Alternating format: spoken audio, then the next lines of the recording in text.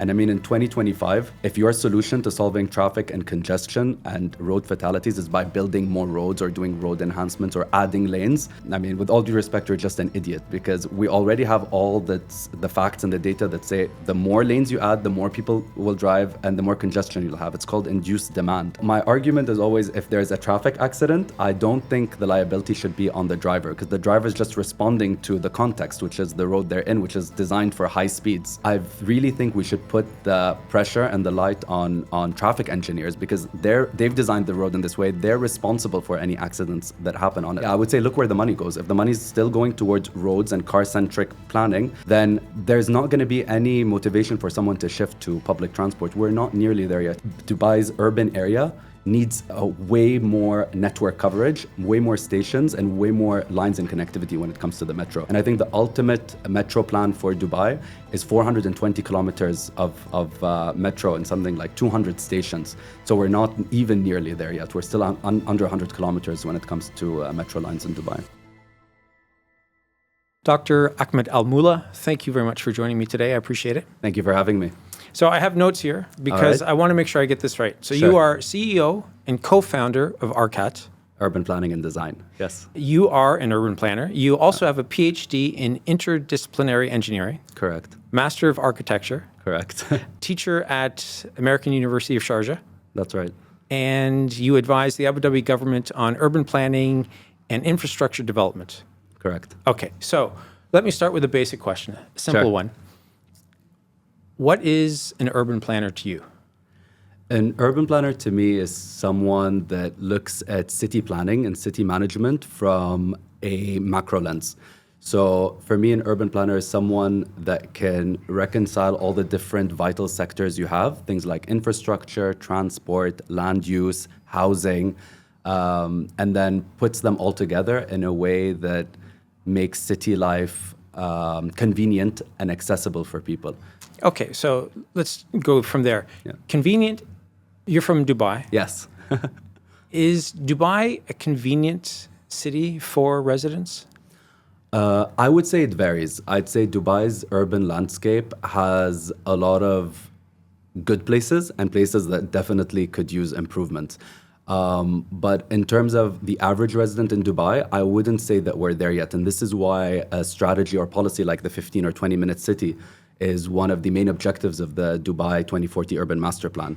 I think there's recognition that the city today, large parts of it are inaccessible to people that don't have cars, for example. And so there's a big push in terms of making sure that your daily necessities, amenities, facilities, things like your parks, grocery stores, basic retail, mosques, are within reach, that you can walk to them or cycle to them. And I'd say we're still not there yet. Yeah. So when you talk about 15, 20-minute city, that's what you're talking about, where everything is within 15 or 20 minutes. Exactly. This is a policy that started with Paris's mayor in 2015, and that was their main objectives. They thought for a person or resident of a city to have a high quality of life, they should be able to access all their needs within a short distance from where they live. And this is where this whole concept was born out of. And this might sound something innovative to us today, but actually 15, 20-minute cities are how cities used to be built for millennia, right? People needed to be close and be able to walk and access all their essential needs. So it's bringing that idea back into urban planning today. You said that some areas, sometimes it is convenient. Dubai is convenient for residents. Tell me some of the neighborhoods that have gotten it right. I would say neighborhoods that have gotten it right are ones that have a certain density and certain level of mixed use. Okay, so name names. I'll name names. I would say, for me, the ones that resonate the most are the old areas of Dubai and Deira.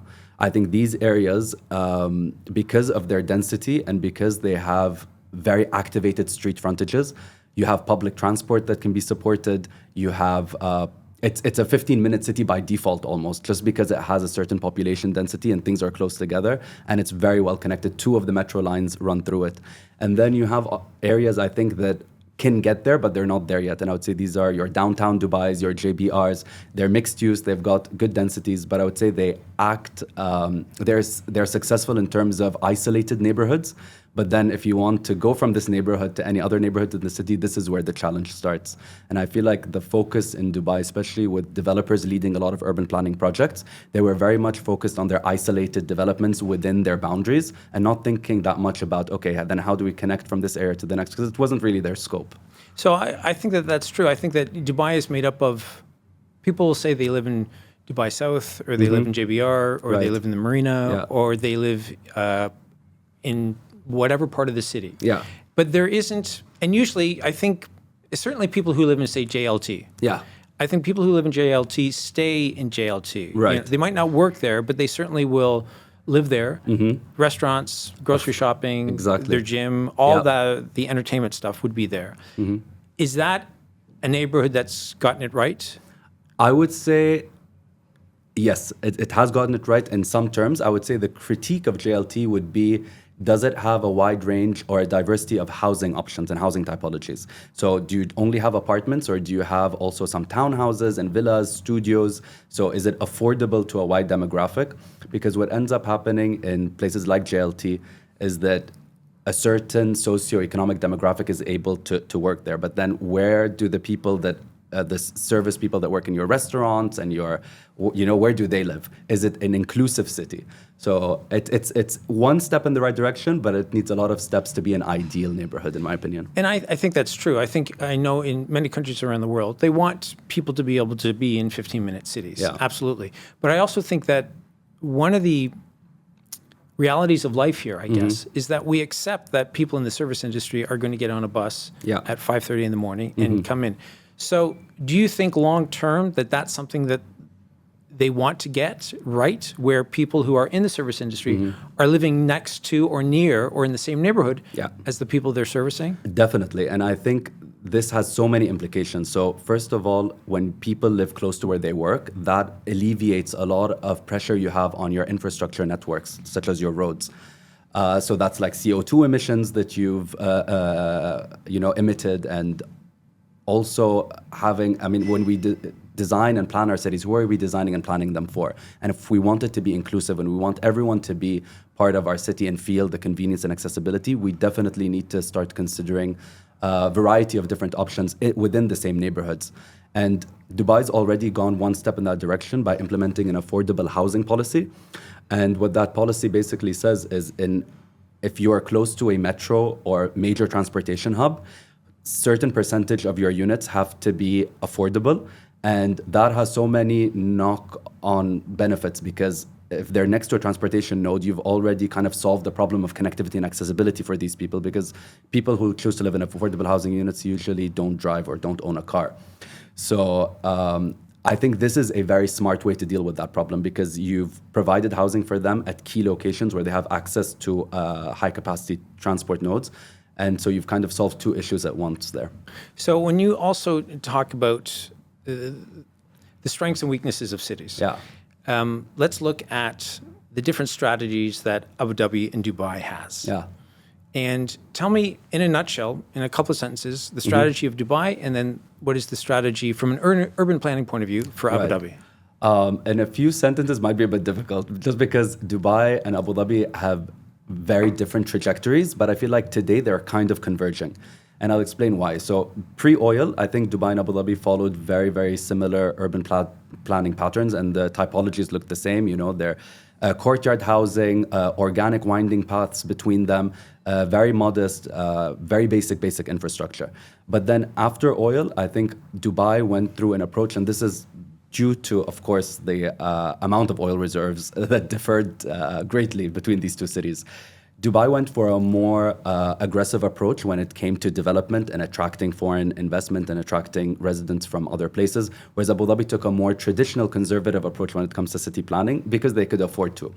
And so I would say between the 80s to early 2000s, Abu Dhabi's was really focused on very commendable urban planning methods. Their downtown, if we talk about the North Island, is mixed use. It's got a grid-like pattern. It's almost a perfect setup for public transportation, if you have light rails or metros.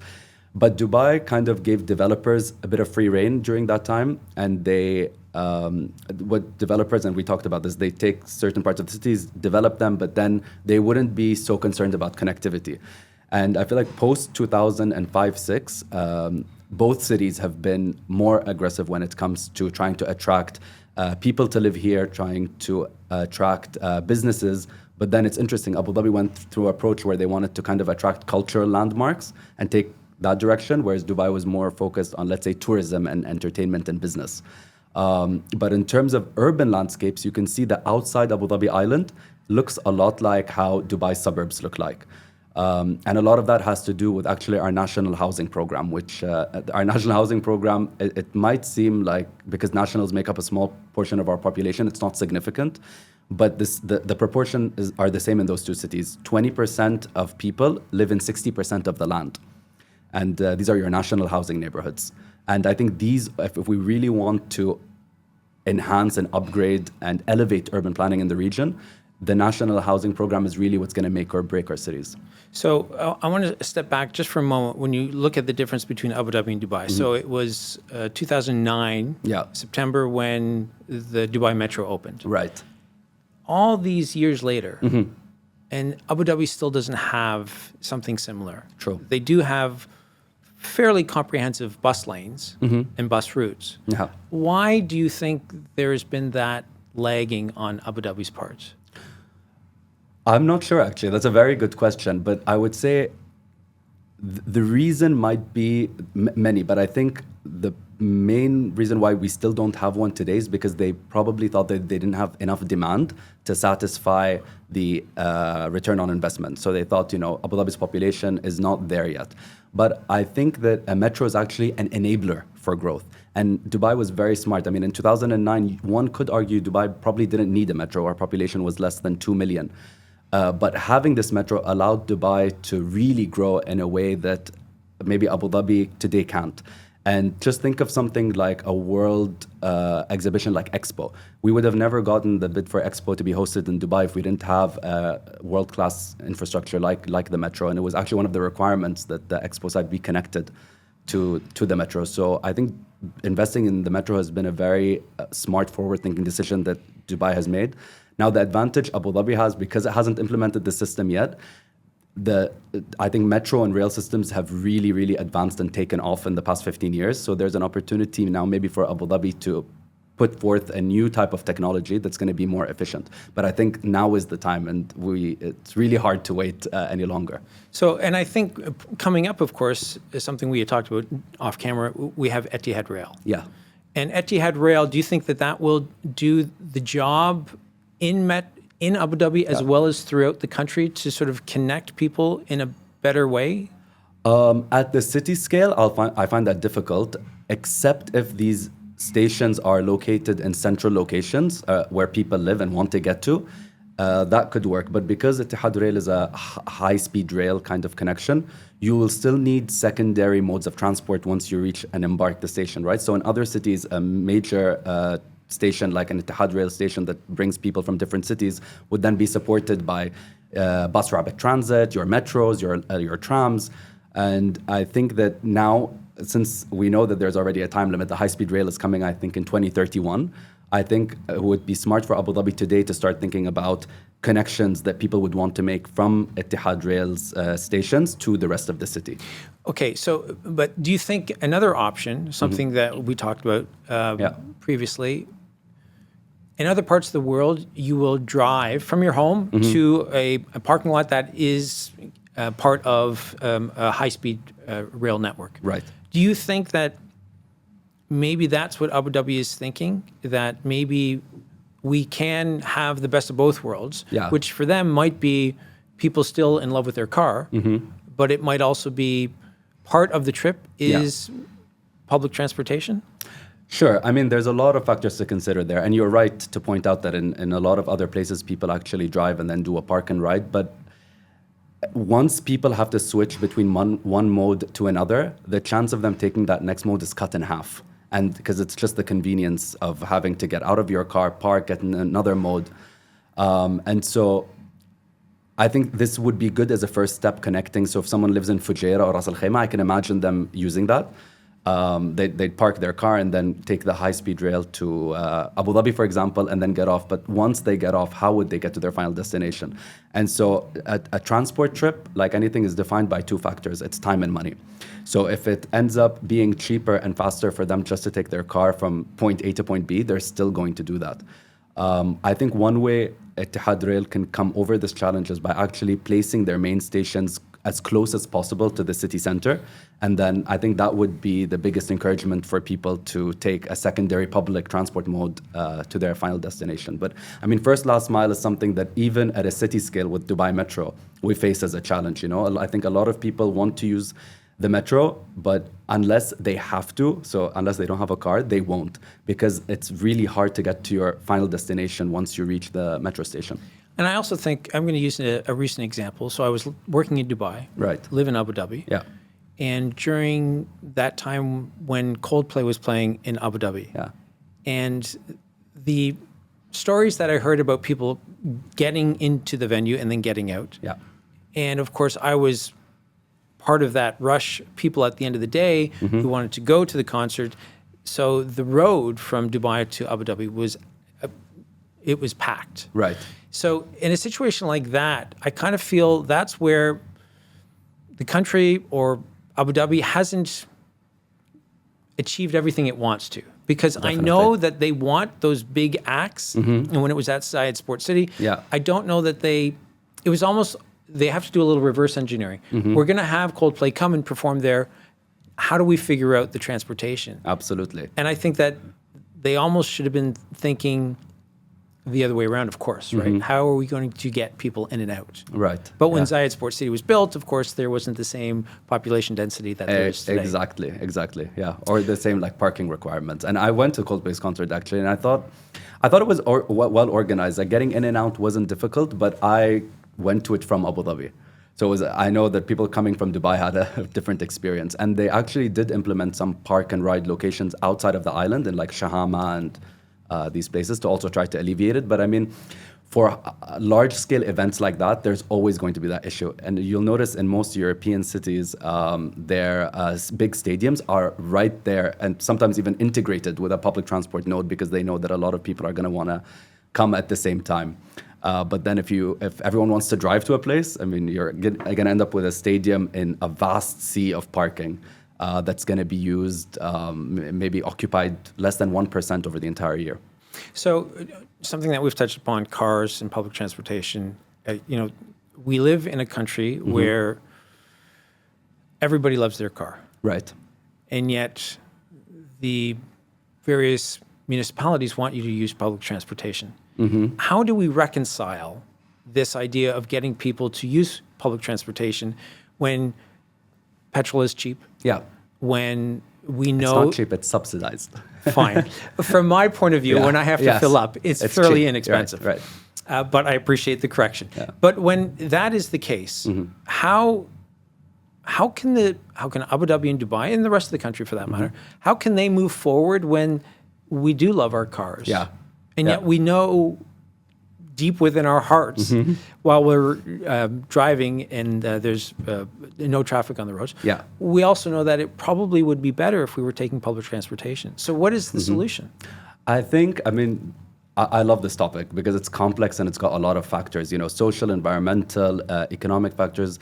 When you say we love our cars, we have to understand why we love them. We love the convenience and the ease of it. And of course, the cost point. So it's easy and convenient for me to get to point A to point B using my car. Now, cars, we know, are the least efficient way to move people around in terms of space. I always use this analogy with my students, which is if you think of a city as a house, and you want to maximize or capitalize on living areas like your bedrooms, your kitchens, your living spaces, and minimize circulation spaces like your hallways and your stairs. And that, if you think of our cities are like 30% garage, and then it would be 50% hallways and corridors, and only 20% living spaces. So imagine the inefficiency in terms of how we're using our land and our space because we have to accommodate for cars and cars being driven around, everyone driving at the same time if it's rush hour. So we end up having a lot of non-places in our city. And what I mean by non-places, they're places not meant for people. If you look at our highways and the right of way, the middle island, all those off ramps and traffic interchanges, So we end up in a city where there's a lot of hallways or corridors or places for people to move around, but not a lot of places for people to live. And so when you say the municipalities here are trying to encourage public transport, I would actually question that. And I would say, look at where the budgets are being spent. So if we want to push people to use public transport, but over a year, 95% of our budget goes to road enhancements, which I mean is a whole other topic. But yeah, I would say look where the money goes. If the money is still going towards roads and car-centric planning, then there's not going to be any motivation for someone to shift to public transport. We're not nearly there yet. Even with Dubai, and I appreciate you touched on Dubai's opening up the metro on 9/9/2009. But I feel like Dubai's urban area needs a way more network coverage, way more stations, and way more lines and connectivity when it comes to the metro. And I think the ultimate metro plan for Dubai is 420 kilometers of metro and something like 200 stations. So we're not even nearly there yet. We're still under 100 kilometers when it comes to metro lines in Dubai. Yeah, because as a resident, if I'm a resident of Dubai, I can't feel like this is the ideal city for me as a resident because there's so much construction. Yeah. There are so many lanes. Yeah. So many interchanges, so many crossovers. And now you had said something when we were off camera that I found very interesting. And you thought that you said that the people who are designing the city are probably not people who are putting the residents first. Yeah, right. They're thinking more about their transportation mode, which is a car. Right. And so you had said to me that you would challenge the city engineers who, if I said people are being a little bit reckless on the road, you would say, actually, no, it's maybe not just the driver who's at fault, it's also the city engineer. Definitely. Explain that. So what I meant by that was the way we design our roads actually dictates the behavior of drivers. So we can design our roads and our road network in a way that's safe for drivers, and we can do it in a way that's not safe. And the science and the data and the evidence behind this is crystal clear. The wider your lanes are, the faster people are going to drive because they assume they have more space and they'll feel safer and more comfortable going at higher speeds. So we already know that, okay, if we don't want people to drive recklessly, we make lanes smaller.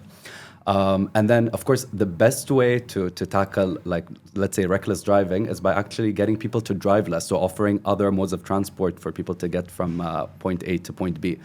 So my argument is always, if there's a traffic accident, I don't think the liability should be on the driver, because the driver is just responding to the context, which is the road they're in, which is designed for high speeds. I really think we should put the pressure and the light on traffic engineers, because they've designed the road in this way. They're responsible for any accidents that happen on it. And I mean, in 2025, if your solution to solving traffic and congestion and road fatalities is by building more roads or doing road enhancements or adding lanes, I mean, with all due respect, you're just an idiot, because we already have all the facts and the data that say the more lanes you add, the more people will drive and the more congestion you'll have. It's called induced demand. And again, it's like traffic is this monster that can't be satisfied. The more lanes you add, the more people will drive. And there's a very famous urban planning horror case study, which is the KT freeway in Texas. And it went from being, 4x4 to 6x6, 8x8, 10x10. Now I think it's 14x14 lanes. And traffic was worse. Traffic now, the travel time on that freeway went from a 27-minute delay when it was a 4x4 to now being a 56-minute delay. So they went from 4 lanes to 14 lanes, and traffic is worse. So there's no the solution to traffic and to congestion is to actually build less roads and have less lanes. And we've seen solid examples of this in Boston.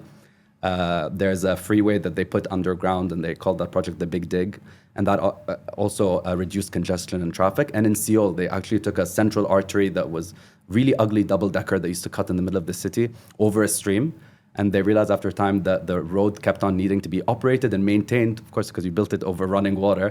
So they took the freeway out, they opened the stream back up, made it into a public park, and traffic in central Seoul went down 30%. So it's almost this like reverse thinking that you think that removing lanes would cause more traffic, but it actually leads to the opposite. But it has to be coupled with public transport improvements, pedestrian infrastructure, walkability, cycling. So we talked about the metro, we've talked about Etihad Rail.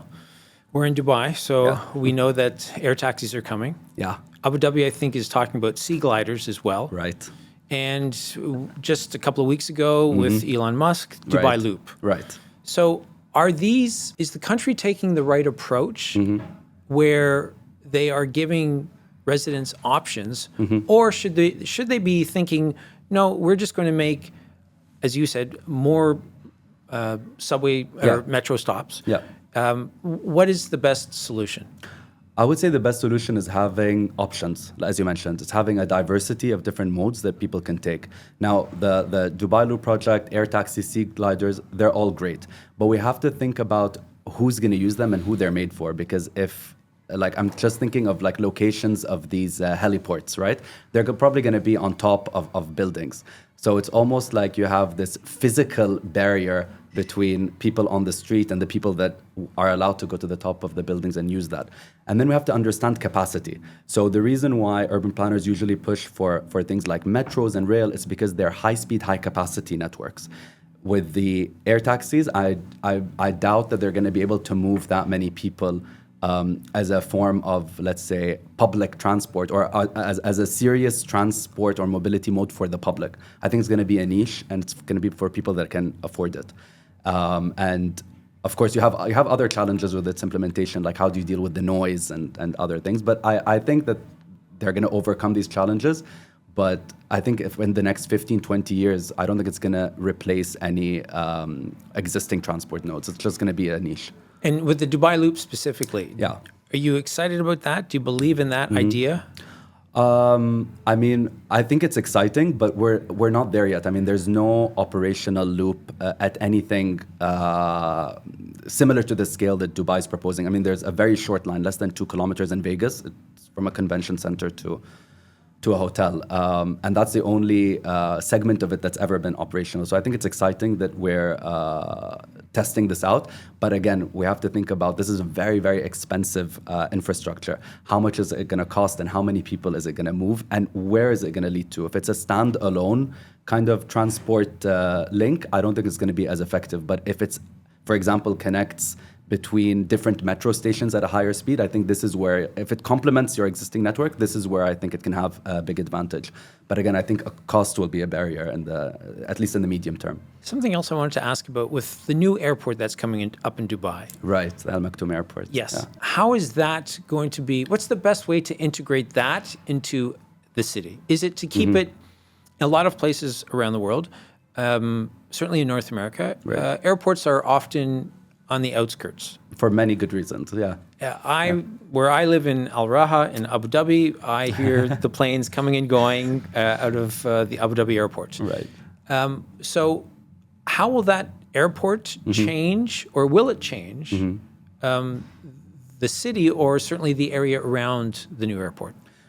I think the Al Maktoum International Airport is a very ambitious project, and the idea behind it was that they wanted to have a kind of fully integrated, fully fledged logistical city. And I think the location for Al Maktoum Airport is perfect. It's between downtown Dubai and downtown Abu Dhabi. It's super close to the Jebel Ali port. And I think Dubai's success story, especially early on, is linked to its connectivity to the world. Like DXB and Jebel Ali port are arguably the two most important infrastructure projects in Dubai's early development stage. And so I think Al Maktoum Airport is that next generation because it's a whole city. I mean, I think it's planned for 250,000 people. But I don't know. For me, again, it's how comfortable is it living next to planes that are flying right over your head. So I don't think it's been fully thought out. But in terms of its location, I think it does have an advantage over DXB because it's sort of on the outskirts of the city, and it's connected to Jebel Ali port. A lot of the reason why we have so much trucks on the road today, because they're all traveling between DXB and Jebel Ali port. So I think having that short connection between those two is going to alleviate a lot of traffic issues we have in the city. So location-wise, I think it's good, but I don't see it being fully operational before 2050, honestly, because so much investment has happened in DXB that I don't think that switch is going to happen anytime soon. So I want to move to something that's near and dear to my heart. For the first 11 years I lived in the UAE, my wife and I and our kids, we lived in Al Ain. Okay. Now, I know that Al Ain's going through a lot of changes right now. And I'm not sure I'm necessarily a fan of those changes. But one change that I think is the most striking is they're getting rid of all the roundabouts. Which is such a shame. Well, of course, it's a shame from my point of view, it's a shame because I think it gives the city a lot of its character. Definitely. People associate actually Al Ain with roundabouts. Yes, but you said something really interesting before we started talking in front of the camera. Why are roundabouts better than four-way intersections? So for two very simple reasons, without getting too technical in terms of like the traffic reasons, but one reason it's more efficient is it's because it allows for free flow traffic. You don't have to stop. So traffic lights are just basically a way to create congestion over time. You avoid that with roundabouts. So it's actually more efficient in terms of flow, and it's also safer. Roundabouts have, I think, like 70% less accident rates than traffic lights or interchanges. So let me interrupt you there for a sec. Then why do you think that they're getting rid of them? Honestly, I couldn't. I don't know. I would say either that there's a plan to, for example, turn them into interchanges that have tunnels, because they'll assume, at least in one direction you'll always have free flow, and it might just be a capacity issue. That they think that, the roundabout, let's say, only has 3 lanes and they think we need 5 lanes. But again, it all goes back to this wrong, really, really like false belief that adding lanes and upgrading roads by making them wider is going to solve traffic congestion. I think if Al Ain had kept its current road network and just added like dedicated bus lanes or light trams, that would have solved all of their traffic issues. Yeah. So a question for you specifically as an urban planner when we talk about Al Ain and the roundabouts. Yeah. One of the nice things about the roundabouts is that each roundabout was unique because of what was in the center of the roundabout. Yeah, right. And something that I've noticed throughout the time, I've been here more than 2 decades now, the country doesn't do a very good job of preserving that which is old. Right. From an urban planner point of view, why do you think that is? I mean, this is just my own personal thought, but I think it's because we live in such a new country where there aren't that many historical or old buildings. People always felt like, so think about it, like when there weren't a lot of permanent structures before the 60s, 70s. And then whatever came up in the 60s, 70s, which we consider our modern heritage, weren't that good in terms of style. They were probably quick. They needed, to develop things fast. They don't look good. And so I feel like for you to have some sort of emotional attachment to a place and to the buildings, it has to be there for a long time and it has to look good. And I feel like we don't have that right now. And so little of our heritage remains. Like if you think about areas like Qasr al-Hissan in Abu Dhabi or al-Bastakiya and Shandigha in Dubai, this is really all that we have left. So when we think about preserving what's old, we have to look at modern heritage and start to appreciate its architectural value.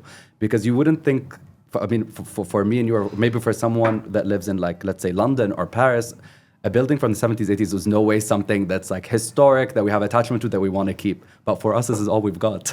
Well, I'll give you a really good example. In Al Ain, this is maybe 15, 16 years ago. Yeah. At one of the old forts. They had converted it, and we went and saw Yo-Yo Ma outside during the winter season. Incredibly nice weather. Surprisingly, the acoustics were quite nice. And those, I think, are so few and far between here. And yet, it brings me to another issue, which is why have we fallen in love with, and it's not just the UAE, I think it's around the world, with this idea of the tall glass structures. To me, they seem very cookie cutter-ish. Definitely. But what is the reason why cities embrace those buildings? Right. So these types of buildings, that tall skyscrapers, glass facades, they follow modernist planning principles, which emerged after World War I. It's actually called the international style, and it's called international style for a reason, because it could be anywhere, right? It's not rooted to the context of any place that it's in. And for a long time, these towers kind of signified or were beacons of modernity, of innovation, of being developed. And I think we're still kind of stuck in that phase. But what we know today is that tall glass skyscrapers are actually energy guzzlers. They're highly inefficient when it comes to energy. And then we live in a desert, you know. Most of our energy sources are not renewable or sustainable. So I think it's a really, really dangerous approach we've been taking. And if you look at a skyline, I mean, of Shanghai, Hong Kong, Dubai, New York, they all start to look the same. There's no character. But then you go down to cities that have done it right and have maintained their heritage, cities like London or Paris or Barcelona.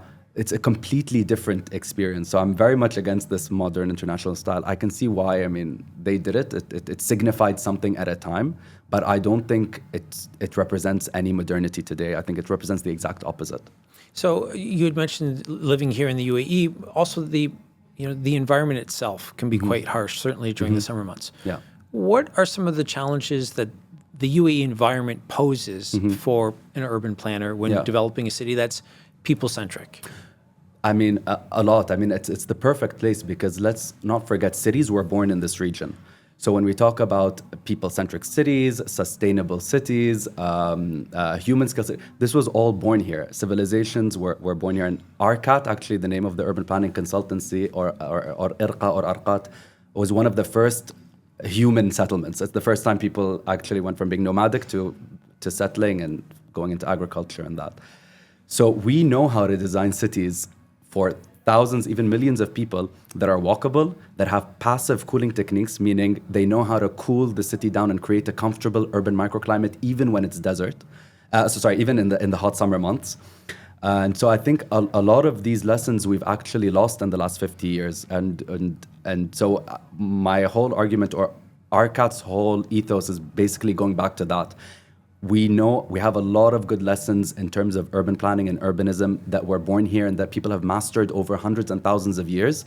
And we definitely need to bring that back, because that's the only way. And there's ways that you could design the city for it to be 30 degrees walking outside rather than 50 degrees, by very simple strategies: shading, vegetation, light features.